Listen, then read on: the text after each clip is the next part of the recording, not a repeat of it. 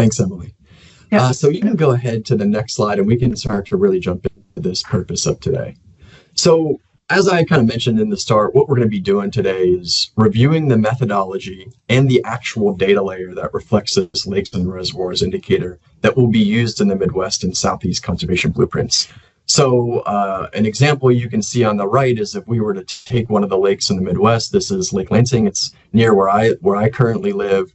You can see the top half is, okay, so this is the lake, but what we really want to know is what are the areas that are high priority? And we'll get into what we mean by priority later and how we assess this. But in that bottom half, getting at some kind of spatial data layer to reflect spatially some characteristics of these lakes. And what we're hoping to leave with today is an assessment from you all, positive or negative. We're welcome to negative feedback of our methodology and final map. And why that assessment matters. It's not just, thumbs up, thumbs down, did we do a good job? What we really want to get a sense of is how do we move forward? So we'll talk about these timelines later in the presentation, but what we really want to get a sense from you all is, where we're doing well and where we're not doing well. How do we adjust and improve our methodology moving forward, both on kind of a shorter timeline, what can we do in the next 1 to 3 months, and then on a longer timeline. If we had more time and more resources, what would we do in a 1 to 3 year timeline? So that's really what we're hoping to leave with and what we're going to be doing today. And on the next slide, I'll be discussing a little bit about how we're going to follow up with you. Okay, so I hope for you all, you don't just get friendly reminders about the meeting, but you also get friendly recaps of the meeting as well. So one thing we're going to be doing, as I had mentioned, we're hoping to have an engaged and interactive session with you all today, but also realize it might be helpful to you have some time to reflect and dig a little bit deeper into these things. So we'll have an opportunity for you to provide written feedback after today's meeting, and you'll get a follow-up email with us with the links in which you can provide that information. Also, again, as I mentioned, what we're hoping to leave with today, we're going to be making updates as part of our annual development process to these Midwest and Southeast conservation blueprints. We're going to make updates based on your feedback today, and we'll follow up with you after we go through the feedback and have the working groups that oversee the co-production of these products kind of go through the information and make strategic adjustments. We'll notify you as a follow-up. So what did we actually change? Why did we change it? And how is your feedback used? So we're just going to be really transparent about what we do with today. And then lastly, we'll be finalizing the annual development of each respective conservation blueprint, which we do every fall, and that will be released approximately in November 2025. You can go to the next slide, Emily. So just a little background. Maybe Emily, Yvonne, I'll let you jump on and just say your names, where you're from, and what your favorite lake was, if you all wouldn't mind. Sure. Yep, I'll go first. Emily Grandstaff. I am based in Cookeville, Tennessee, so halfway between Nashville and Knoxville. Born and raised Tennessean. Cover the Southern Appalachian geography for the SECAS partnership, and I provide user support. I put that my favorite lake was Cordell Hole Reservoir, which is just close to our house. It's a more of a run-of-the-river reservoir than some of our other big impoundments in Tennessee, but it's just not super busy, and our kids love to go fishing there, and so that's why I chose that one. Thanks, Emily. And Yvonne?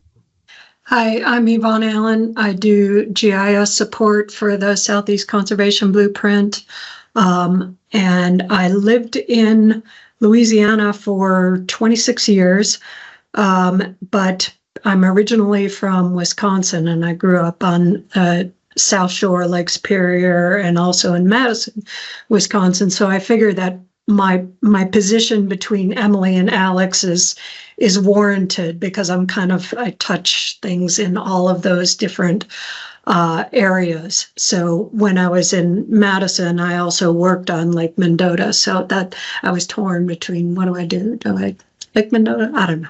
But this is Lake Superior, so I chose Lake Superior.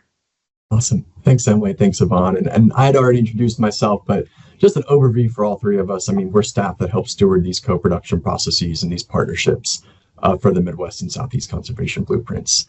Now, on the next slide, I'll go through each of our respective partnerships. We're just going to give a brief introduction. So I represent and work for As a Fish and Wildlife Service employee, I serve the Midwest Landscape Initiative, which our geography covers the full MAFA geography, the Midwest Association of Fish and Wildlife Agencies. And then Emily and Yvonne support the Southeast Conservation Adaptation Strategy, which reflects the SEAFWA geography, the Southeast Association of Fish and Wildlife Agencies. Now, I'm just going to go in a little bit more detail into the MLI before passing it to Emily to go into a little bit more detail about SECAS. So the MLI, I always love to tell people, it's not a what, it's a who. It's a collaborative of conservation partners engaged in the Midwest. It is a formal MAFWA committee, but representation is far beyond just the state agencies that are members of MAFWA. And really, it's just a group to function as a forum to identify shared landscape priorities and co-develop conservation solutions. But I think the most important thing is not about what we do or who we are. It's that shared why that brings folks together. So everyone who participates in the MLI is working towards a thriving landscape of healthy lands and waters, supporting wildlife, fish, and plants, and embraced by all who live, work, and recreate in the Midwest. And currently on the next slide, I'll go through a little bit of, who is that? It's easy to see a photo of some folks. Our steering committee is made up of federal and state agency leadership across the Midwest. But the MLI has about 150 active participants across about 8 working groups, and those people represent over 40 organizations. So I just want to clarify, these logos you see here, they're not official endorsements from those agencies. It's just the people who actively participate in our work groups, committees, and teams, where they all come from. So a very collaborative group.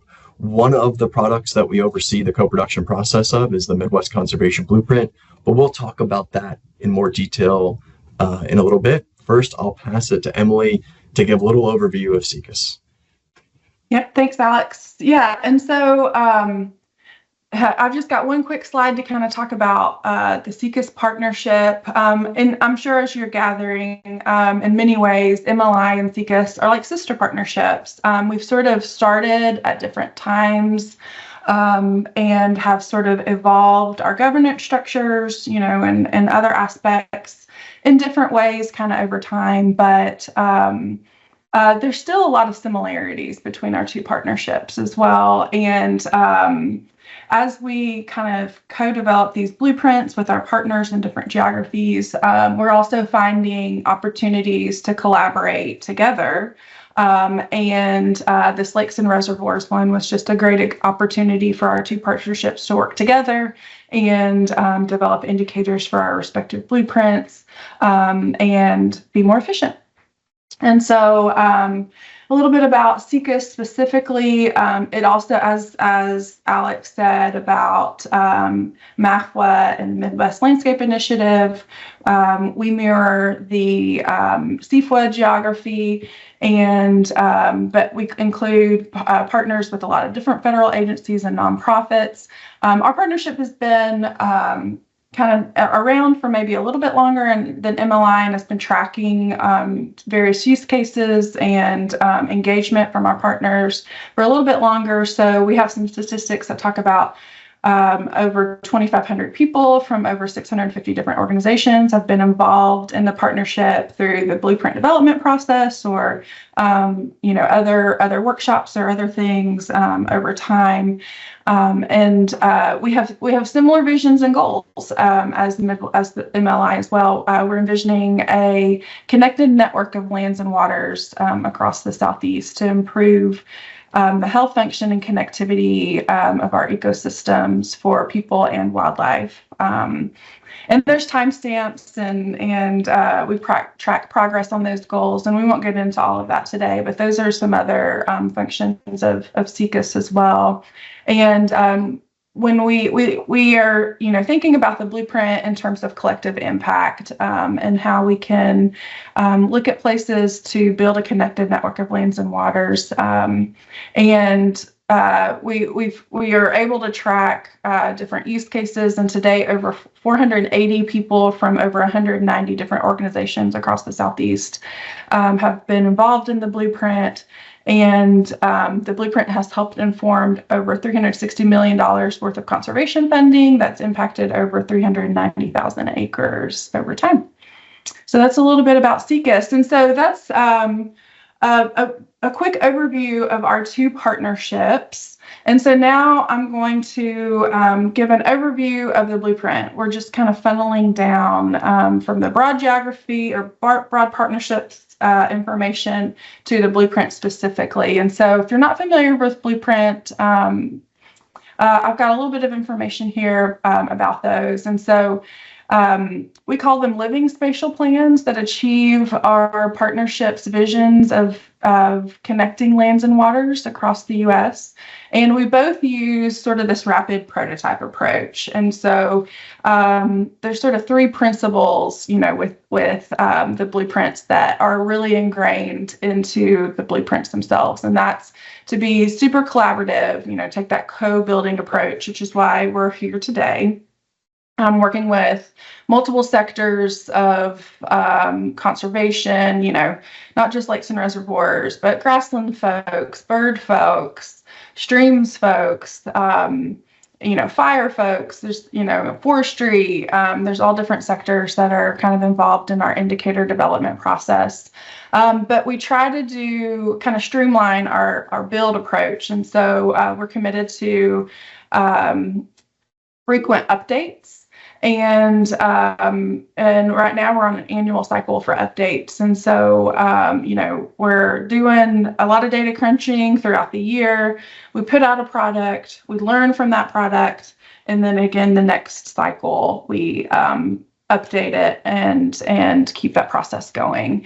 And so, the promise here is that it's not a perfect product, but we are promising to continual improvement. And so we just want to keep that in mind as we introduce this indicator this year as well. And so just a really quick slide on a use case to give you a sense of how blueprints can be used. We have hundreds of different use cases that are out there from all different sectors, but I honed in on one particular one that Shannon O'Quinn, that I see he's familiar with this one.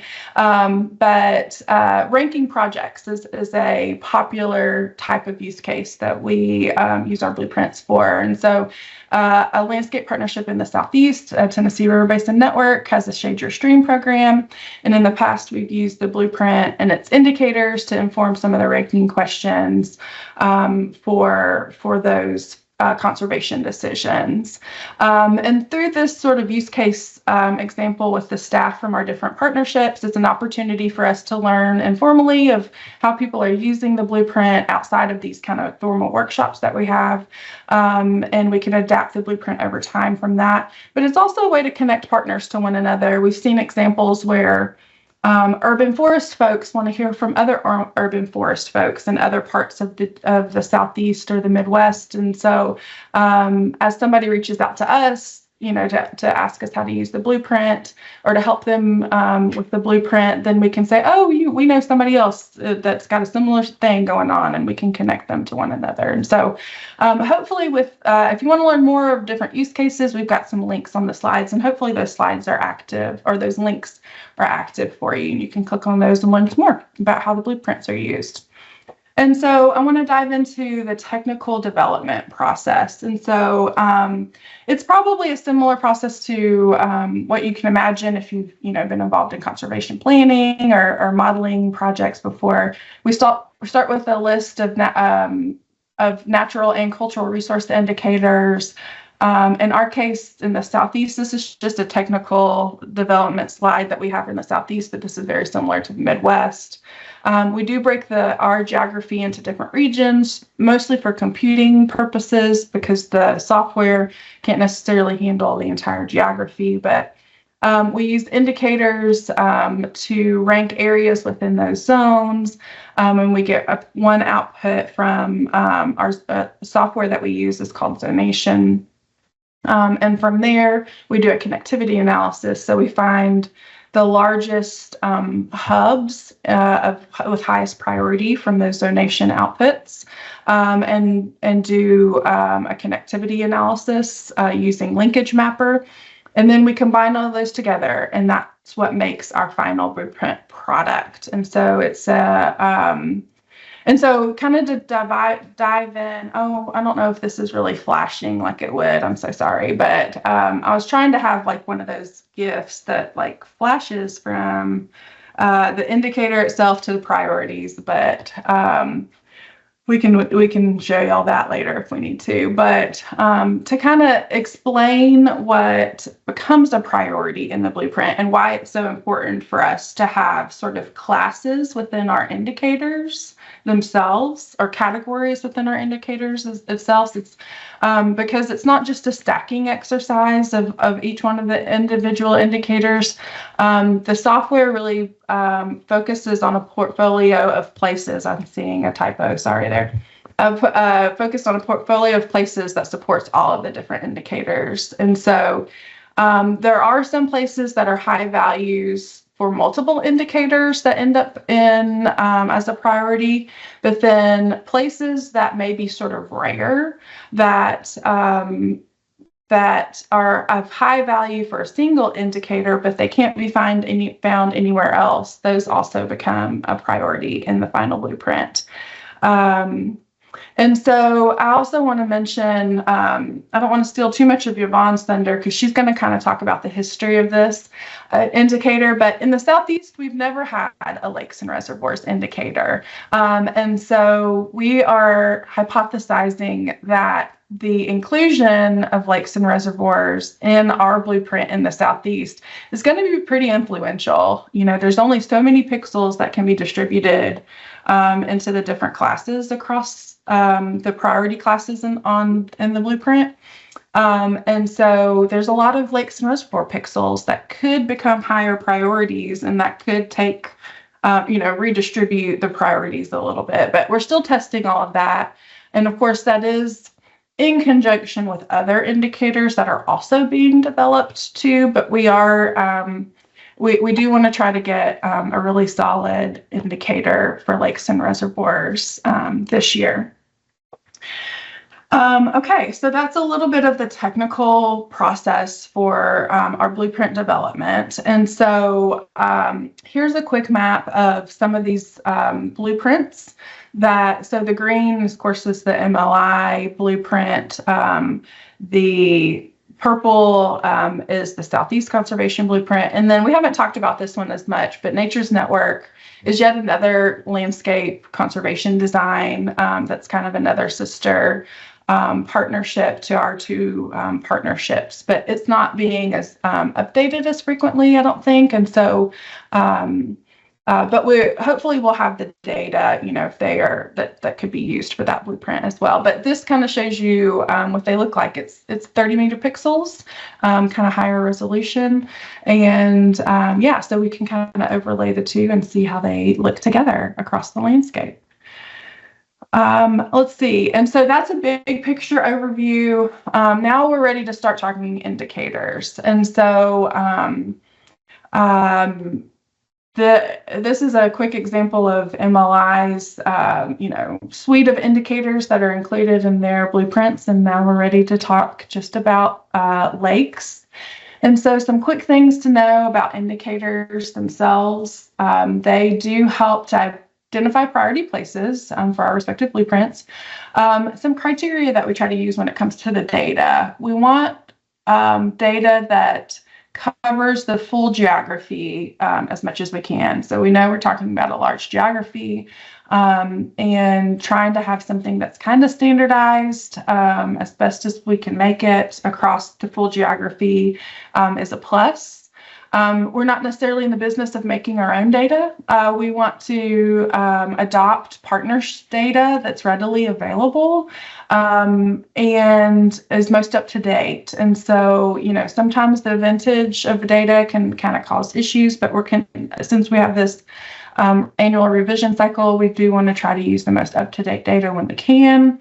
And as Alex mentioned in some of the intros, we're all about transparency and documentation. And so We want to have data that's publicly available because ultimately it will be available to the public as well. And so, we try not to use, really sensitive data, because we serve up all of the indicator layers and the final blueprint and all of the documentation and code that goes with it, in a big download with every revision cycle that we do.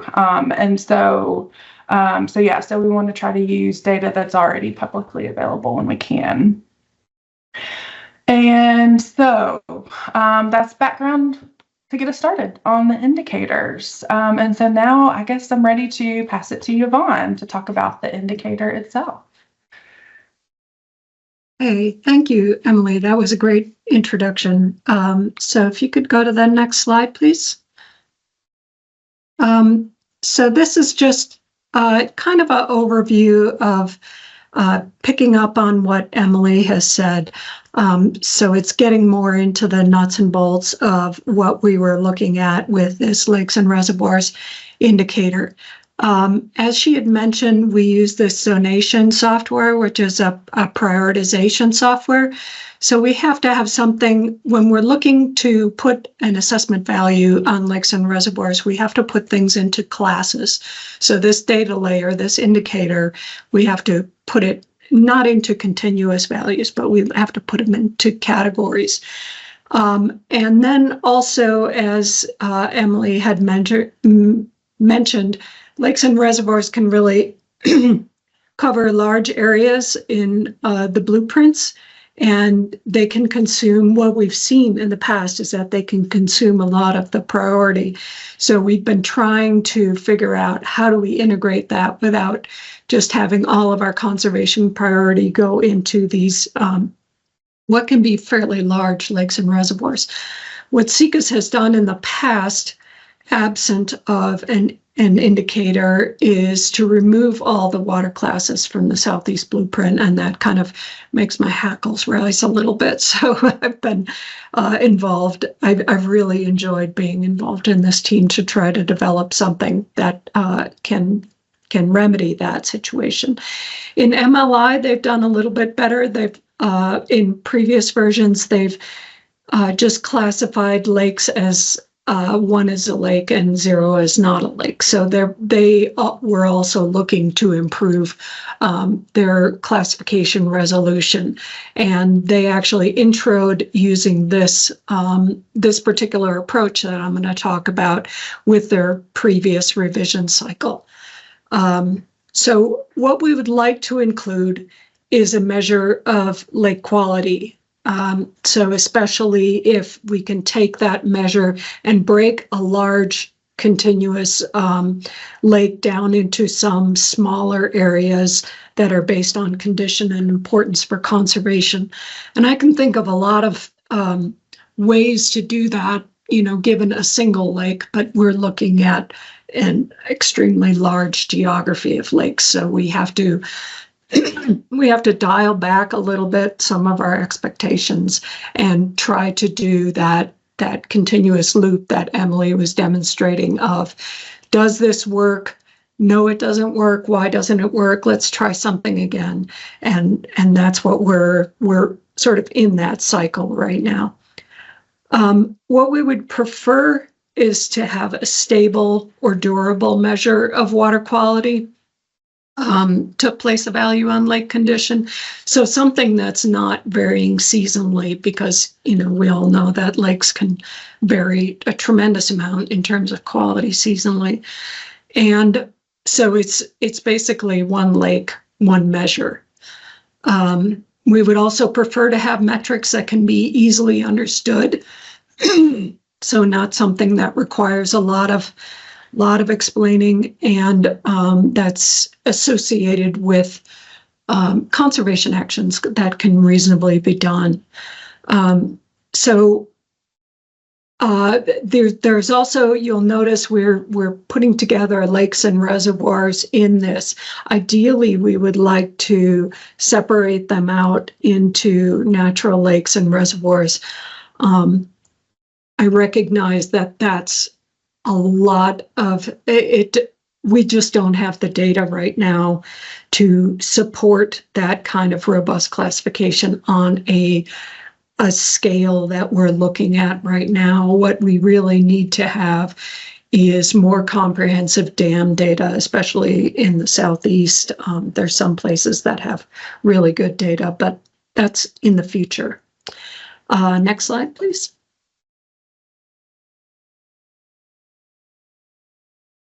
All right, so what we have landed on is, in looking at a lot of different lake classifications, many or all of the studies really have included a component of land cover composition that's upstream of the lakes and reservoirs. And because it is, I think we all recognize earlier, we all recognize that this is important for determining nutrient, sediment, and contaminant loads entering a lake. And land cover composition really is involved in any of the indices that you'll see assessed for lakes. So that's getting at sort of what I call the open water area. So that's what's input into the lakes. In order to break the lake up into smaller zones, I mean, ideally we would have bathymetry or something like that, but we don't.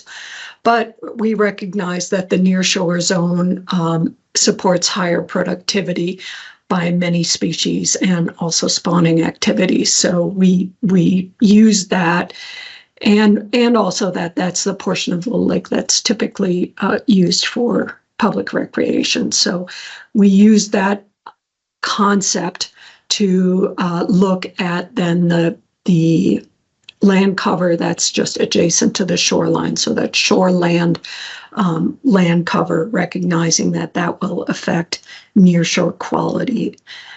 Both of these measures, the nearshore and open water measures, what I'm calling them, these are durable features of the lake, and they do also point toward conservation action.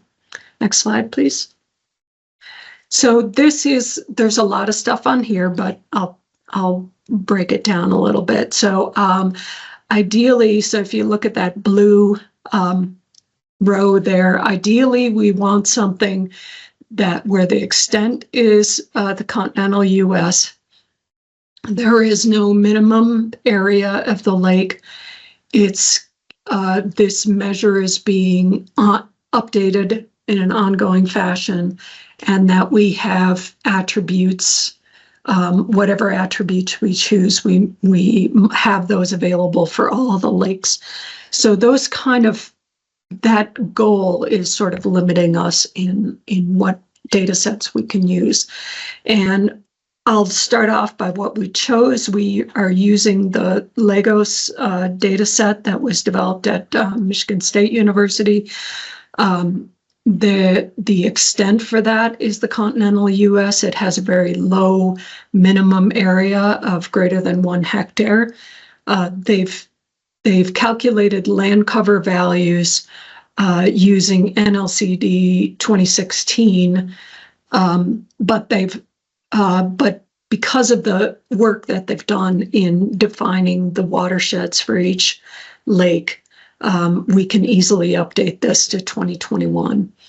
And those data that we use for 2016 are published already. Below that, we find some of the other alternative data sets that were considered, and the gray areas indicate some points where we had issues. Hydro Lakes has a much higher minimum area threshold, and it's missing a lot of North Florida lakes. EPA's assessments are generally targeted for specific lakes and don't cover that sort of broader, a more comprehensive suite of lakes. The Lake Cat data that was developed by EPA is based on NLCD Plus, which is deprecated. I'll get into that, Joe, about the national satellite SECI assessment. Well, I actually can define some of that here. The approach that was taken for that is identifying SECI depth on individual dates. So it's not doing that that one lake, one measure kind of approach that we're getting at. But what I did, based on your previous comments, was to look at how well the measures that we have developed track with, like if you take those SECI measurements and collapse them all down into mean SECI over all the observations, and the results are very promising. It's exactly what you would think would happen. So the Sparrow data set, that's second from the last here, it doesn't cover South Florida. It's built on an older version of the National Land Cover Database. And then I realized there are several individuals here on this call that are involved with the Reservoir Habitat Partnership. And that was done for a select group of larger lakes. And if there are some rumors about a new NIFHAP data set. So all of these are kind of alternatives that we can combine with what we're going to present today. We can, put a placeholder in for some of these data sets as they become available or as they are improved to meet sort of that blue row of ideal conditions. Next slide, please. So in the Lagos data set, they provide not only the boundaries of the lake, but also the lake watershed, and they define that as the contributing watershed area upstream to the first connected lake that's greater than 10 hectares if there is one present. And what this does is two things. It really emphasizes the importance of really local and direct influence or inputs to the system. And it also acknowledges that larger upstream lakes can also function as sinks for all of those nutrients, sediment, and contaminants. This is an example. This is Lake Mendota right here in the Yahara Lakes. These are actually connected. So no data is perfect, but we recognize that. So this is the lake watershed for the Yahara Lake. And this is the watershed for Lake Mendota. That's right here. Next slide, please. So the draft methods that we are suggesting for MLI and SECAS is this open water and near shore.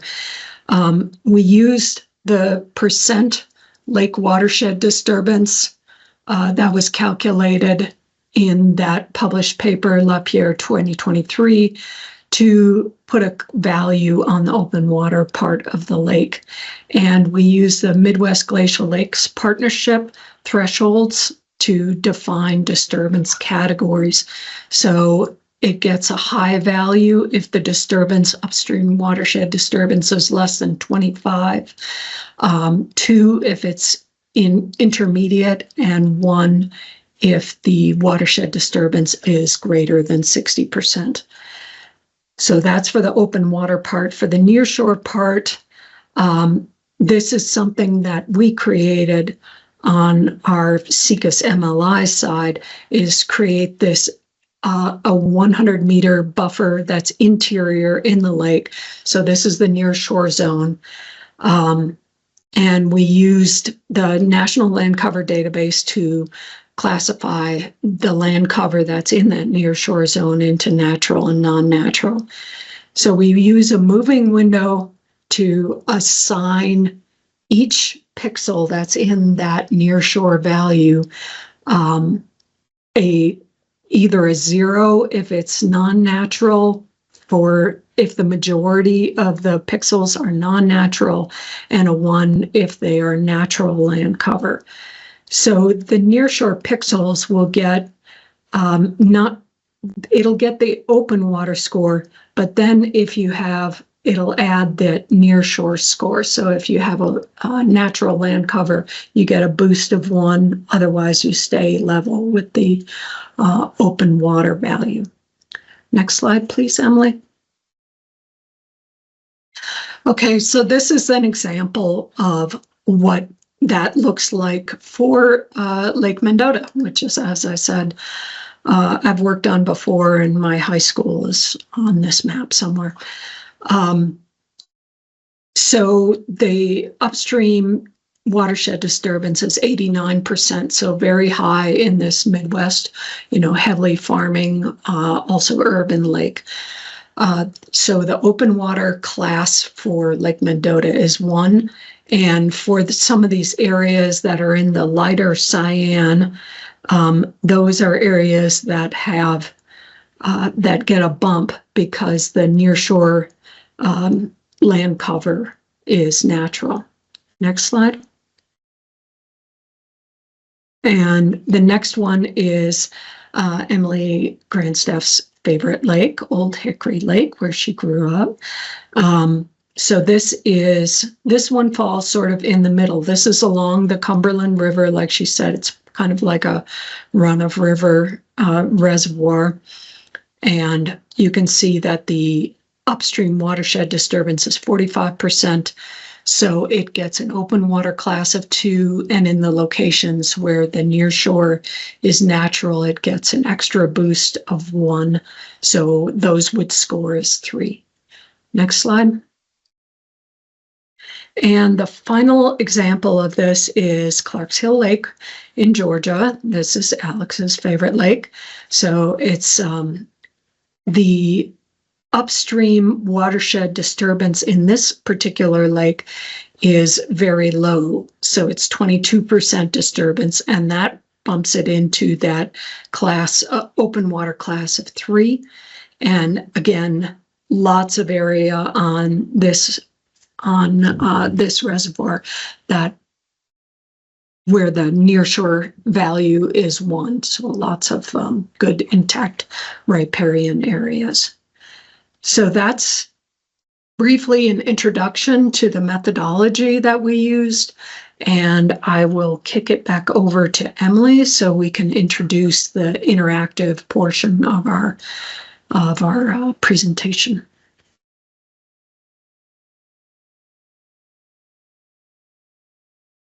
All right, lots of buttons. Okay, so I've unshared that. Let me share my screen. And so, yeah, and so keep dropping those questions in the chat. I'm just going to do a really quick how to use the web map tool, if you're not familiar with that. So let's see, Alex, would you mind putting the link, or actually, I think I can do it right here. I can put the link to this in the chat if you haven't already found it. And yeah, so here's a quick tutorial on using this web tool. When you open it up, it looks just like this. And the legend is what's turned on over here, and you can't see the indicator layers just yet. And so to find those indicator layers, you can click on this layers button, which is the second from the top on the left. And you can use these little eyeball symbols to turn layers off and on. And so here is the, if I click on it, then it turns the draft version of our indicator on. And then I like to, if you want to take a look, I like to, start with my favorite lake or, some lakes that I'm familiar with. And you can just use your mouse, button to zoom in around to that. There's also a super handy search tool that if you know the common name of a lake or reservoir, then, you can type that in and it'll just zoom you, right to it there.